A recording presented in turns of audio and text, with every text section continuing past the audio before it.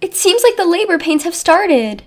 As a first-time mom, I was filled with anxiety. Being far from my hometown, a trip back for childbirth was out of the question. However, my in-laws' house is only about a 10-minute walk away. With a good relationship with my in-laws, I planned to rely on them if anything happened as I prepared for childbirth. My due date was yesterday. Just as my husband left for work and it was conceivable that I could give birth at any time, something that felt like labor pains began. I just arrived at work. It's not like the baby will be born right away. Let me know if anything changes. Despite my anxieties, my husband seemed indifferent. Looking back, I realized that his behavior had been strange for some time. My name is Ellie. I quit my job when I found out I was pregnant and am now a 32-year-old full-time housewife. My husband, George, is 2 years older and was a senior at the university I attended. We reunited at a university club gathering 3 years ago and hit it off. Considering our age, we decided to get married soon after. I was happy to be able to get married while still in my late 20s. George's job is demanding, and he often comes home late or has to work on his off days, which only adds to my anxieties. But my mother-in-law occasionally checks on me, and she was a great help when my morning sickness was severe. She's looking forward to the birth of her grandchild, and for her sake as well, I want to deliver a healthy baby. My father-in-law has also driven me to the hospital a few times. I've been blessed with wonderful in-laws. And then there was yesterday, my due date. Seeing no changes in my condition made me anxious. It's the due date, but the baby hasn't come out yet, huh? When I voiced my worries to George before he left for work, he became irritated as he hurriedly prepared to leave. If the labor pains haven't started, it means it's not time yet. There's no point in overthinking it. The baby will come out when it's ready. He left for work after saying this indifferently. It's not that I wanted him to do anything in particular. I just wanted him to understand and empathize with my anxious feelings. We've argued about this several times during my pregnancy. George always says, "There's no point in overthinking. Things will work out. Does worrying achieve anything?" Maybe he's right, but giving birth is a matter of life and death. He was indifferent when my morning sickness was severe and when I had painful contractions. When we found out I was pregnant, he was so happy. What happened? I'm going to be a dad. I remember how delighted he was when we went shopping for baby supplies together. But slowly, his attitude changed. And by the time I reached the stable period of my pregnancy, he had become noticeably cold. Maybe it was because work was particularly busy at the time. But I wished he would listen more, show more concern. With these feelings, I've made it to today. Even today, a day past the due date, George left for work with his usual expression. Despite my frustrations, I prioritized the baby in my belly and managed to see George off with a normal expression. And about an hour later, that's when what seems like labor pains began. I tried calling the hospital, but they told me to wait and see since my contractions were still far apart. I prepared my hospital bag and rested, waiting for the time to come. By the afternoon, my contractions were getting closer together, and so I called a taxi and went to the hospital. I tried to call George, but he didn't answer, so I sent him an email and admitted myself to the hospital right away. I couldn't rely on my in-laws either, as they were at work. From that point on, all I remember is enduring the intense pain. The pain was excruciating, and I felt alone and anxious. I felt like I was going to pass out from the pain several times. George finally arrived at the hospital in the evening, and to make things worse, he seemed to have had some alcohol. Really? Today of all days? Even after I told him I was in labor? He excused himself saying, "I had a sudden drinking party, but I only had 1 beer. He seemed proud, almost as if he thought not having more than 1 beer was something commendable. This drove me mad. What? Even 1 beer is still drinking. You reek of alcohol. Don't come into my room like this. Get out. Between the bellyache and the smell of alcohol, I didn't even know what I was saying anymore. At that point, a nurse who came to check on me kicked George out and I was left alone once again. I spent a restless night and before I knew it, it was morning. It seems like the baby will be born soon. After moving to the delivery room and waiting for a while, George, who seemed to have sobered up by then, came in. What does he want now? I wanted to say that, but I didn't even have the energy to speak. Finally, my son was born safely. Despite nearly passing out from the pain, I felt relieved when I saw my son crying healthily. When the nurse handed my son to George, he hesitated but eventually held him. I was vaguely thinking, so he's a dad now, when George made an outrageous remark. "He doesn't look like me at all. Whose kid is this?" Saying that, he pushed our son back to the nurse. What? I didn't understand what was happening and glared at George. "Get out!" Even though I didn't want to speak because of the pain, I told George succinctly, and he left the room without a word. What is he thinking? Could such a thing happen?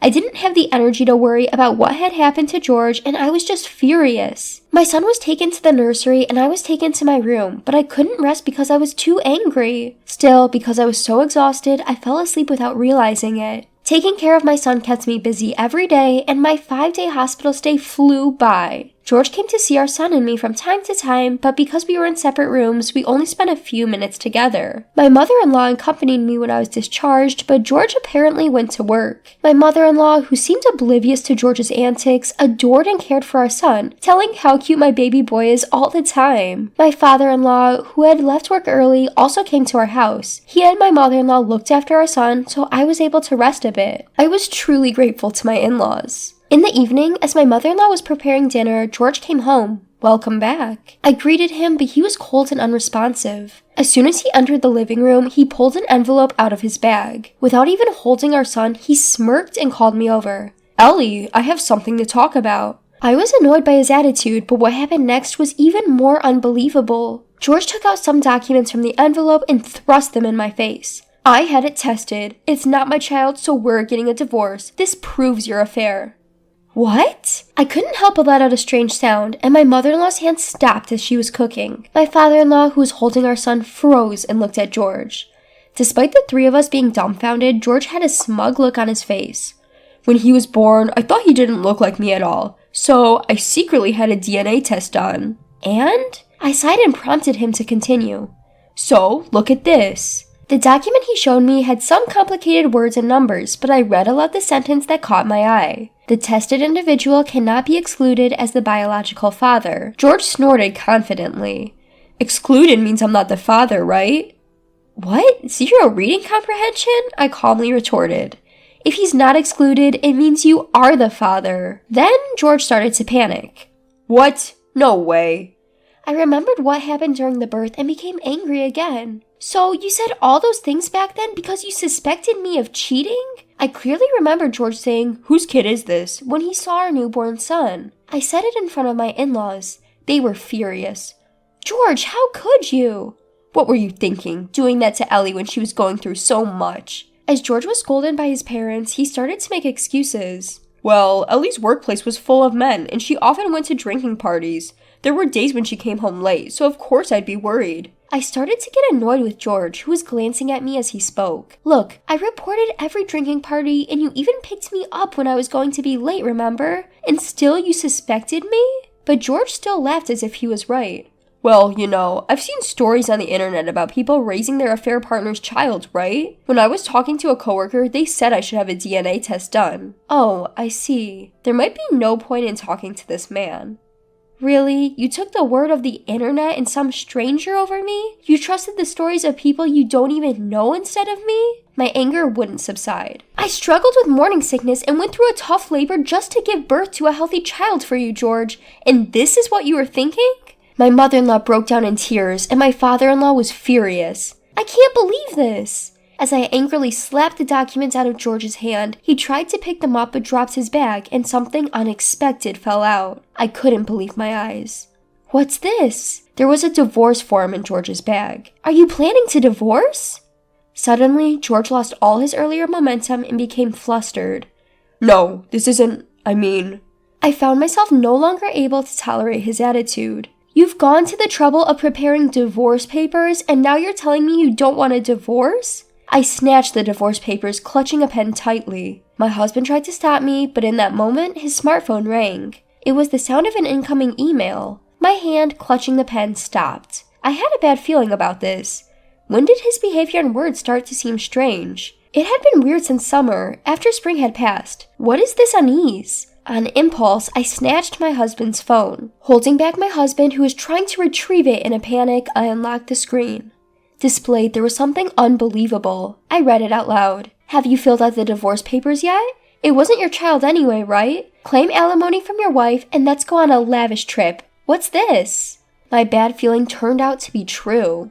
I thought it was strange. You suddenly accused me of cheating, and I wondered where that idea came from. Could it be because you were the one cheating? That's it, isn't it? That's why you thought I was cheating too. My husband's face turned pale. "Who is this woman? Could it be from a new employee or something? You must have become the person in charge of the new employees this spring and got close to her, right? That makes sense. Your behavior started to change because you were cheating with her. That's why you were coming home late and claiming to work on holidays, probably just going on dates, right? I spoke calmly about what I had been thinking. Seeing that my husband didn't say anything back, it seemed that I wasn't far off the mark. My father-in-law, hearing this, was furious again. Is this true? As my husband averted his gaze, my father-in-law's fist hit him in the face. My father-in-law bowed deeply to me. Ellie, I'm truly sorry for my stupid son. My husband was also made to bow alongside his father and was interrogated. You should be the one apologizing. Tell the whole truth. The woman my husband had cheated with was close to what I had guessed. She was a younger woman who had transferred from another branch, and my husband, who was in charge of her training, seemed to have developed the affair. Moreover, it seemed she was also married, although she didn't have a child. I was flabbergasted and quickly filled out the divorce papers. I thrust them back at my husband. Write it down quickly. Ellie, I'm sorry, please reconsider. I admit my mistakes. I could only look at my apologetic husband with cold eyes. No way. I don't need someone who won't be there for me when I'm hurting the most. I don't want to see your face anymore. You thought our son wasn't yours, so you don't have to see him again. Well, I will take child support though. Prompted by my father-in-law, my husband filled out the divorce papers. When my father-in-law is a witness, we discussed alimony and child support. While all this was happening, my mother-in-law, who had taken my son somewhere, returned. She silently handed something to my husband. A confused George took it and opened it to find an old photo album. In it was a picture of a baby who looked just like our son now. It looks just like him. There's no way he's not your child. My mother-in-law coldly dropped the bomb. Pictures from the time when George was born, he looks just like our son. Seeing that, George was utterly shocked. But he doesn't look anything like me. He started to make excuses. At that point, I lost my patience. If a newborn baby looks exactly like you as an adult, wouldn't that be scary? Didn't you realize that? Looking at that photo, it's undoubtedly your child. No, it's not that. It's just, everyone kept saying it. I believed it from the beginning. Liar, if you believed it, you wouldn't have insisted on a DNA test. Always blaming others. Take some responsibility for your actions. You were neglecting your pregnant wife and having an affair. That's a fact. It doesn't change. Moreover, you were swayed by your mistress, doubted your wife, and even did a DNA test with your newborn son. Is there any sincerity in any of these actions? None, right? While I was suffering, you were having an affair. I am not so generous to forgive someone like that. I launched into him without even taking a breath. George kept apologizing, but of course, I didn't forgive him.